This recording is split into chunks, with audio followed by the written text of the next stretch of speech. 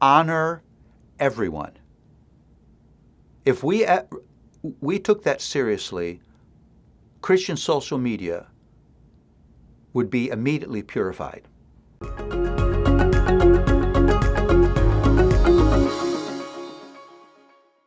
Well, we're going to enter a long section of Peter where the theme is being willing to be subject to authority. It's a life of servanthood. And I have to say right again, I don't always love authority. You know that authority is hard for us if you're a parent. You know, a child will fight you because you want to put a certain healthy food in their mouth. Now, this child hasn't read a diet book and decided they want to eat a certain way.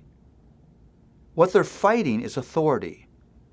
My body belongs to me, and I will choose what I put in my mouth.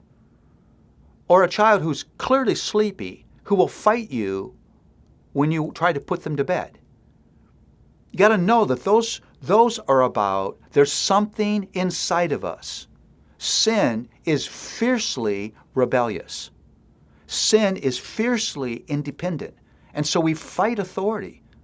We fight being subject to anything. And that's why Peter wants us to know this is a principal aspect of the Christian life. The life that God has called us to is a life of willing subjection to the authorities that God has placed in his life. And what Peter says is that whether it's, he says, be subject to every human institution, whether to an emperor as supreme or to a governor, as sent by him to punish those who do evil and praise those who do good, for it is the will of God.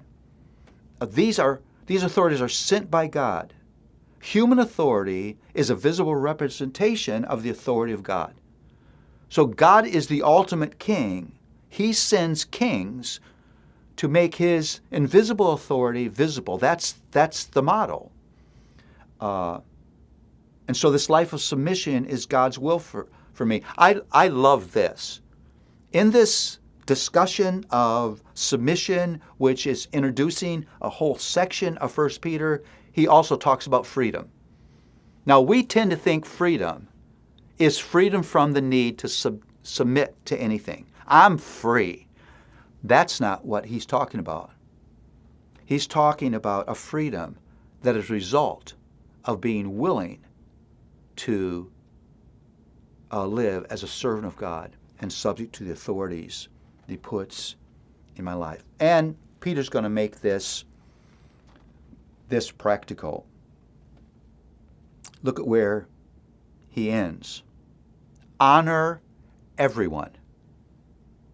If we took that seriously, Christian social media would be immediately purified.